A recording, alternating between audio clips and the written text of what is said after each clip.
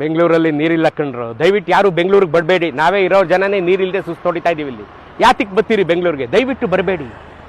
ಮಳೆ ಇಲ್ಲ ನೀರಿಲ್ಲ ಅಂತ ನಾವು ಕಂಪ್ಲೇಂಟ್ ಹೇಳಂಗಿಲ್ಲ. ಯಾಕೆಂದರೆ ಮಳೆ ಬರದೇ ಇರೋದು ಇದು ಮೊದಲನೇ ವರ್ಷ ಅಲ್ಲ. ಬೆಂಗಳೂರು ಯಾವತ್ತು ಕೆಂಪೇಗೌಡರು ಕಟ್ಟಿದ್ರು ಆವತ್ತಿಂದನೂ ಮಳೆ ಕಣ್ಣಾಮುಚ್ಚಾಲೆ ಆಡ್ಕೊಂಡೇ ಬಂದಿದೆ. ಕೆಂಪೇಗೌಡರಿಗೆ ಇದು ಗೊತ್ತಿತ್ತು. ಒಂದು ಕೆರೆಯಿಂದ ಇನ್ನೊಂದು ಕೆರೆಗೆ, ಇನ್ನೊಂದು ಕೆರೆಯಿಂದ ಮತ್ತೊಂದು ಕೆರೆಗೆ ನೀರು ಪೋಲಾಗದೇ ಇದ್ದಂಗೆ ಕೋಡಿ ಬಿದ್ದ ಪ್ರತಿ ಹನಿ ನೀರನ್ನು ಸಂಗ್ರಹಿಸುವಂಥ ಒಂದು ಟೆಕ್ನಾಲಜಿನ ಅವತ್ತೇ ಕೆಂಪೇಗೌಡರು ಮಾಡಿದ್ರು.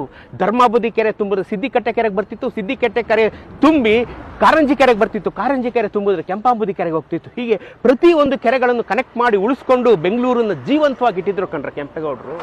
ಇರೋ ಬರೋ ಕೆರೆ ಎಲ್ಲ ಮುಚ್ಚಾಕ್ಬಿಟ್ಟು ಇವತ್ತು ನೀರಿಲ್ಲ ಅಂದರೆ ಎಲ್ಲಿಂದ ಬರುತ್ತೆ? ದಯವಿಟ್ಟು ಬೆಂಗಳೂರಿಗೆ ಬರಬೇಡಿ. ನಾವು ಯಾರು ಇಲ್ಲಿ ಉಳಿಯೋಕ್ಕೆ ಅರ್ಹತೆನೇ ಉಳಿಸ್ಕೊಂಡಿಲ್ಲ. ಇರೋ ಬರೋ ಕೆರೆನೆಲ್ಲ ಮುಚ್ಚಿ ನಾವು ಬೋರ್ವೆಲ್ಗಳನ್ನು, ಸಾವಿರಾರು ಅಡಿ ಬೋರ್ವೆಲ್ಗಳನ್ನು ತೆಗೆದರೆ ಎಲ್ಲಿಂದ ನೀರು ಬರುತ್ತೆ?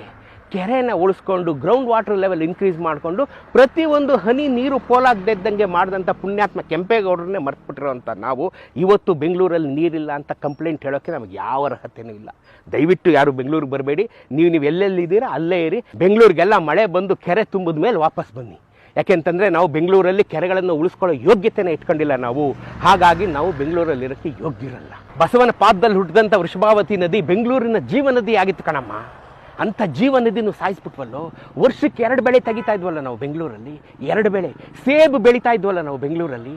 ಎಲ್ಲನೂ ಹಾಳು ಮಾಡ್ಕೊಂಬಿಟ್ಟು ಈಗ ನೀರಿಲ್ಲ ಅಂತ ಕಾವೇರಿಯಿಂದ ನೀರು ತರೋ ಪರಿಸ್ಥಿತಿ ಬಂತಲ್ಲೋ. ಇದು ಬೇಕಿತ್ತೇನೆ ನಮಗೆ? ಬೆಂಗಳೂರು ಅನ್ನೋ ಊರು ಯಾರ ಮೇಲೂ ಡಿಪೆಂಡ್ ಆಗಬಾರ್ದು ಅಂಥ ಊರನ್ನ ಕಟ್ಟಿದ್ರು ಕಣ್ರು ಕೆಂಪೇಗೌಡರು.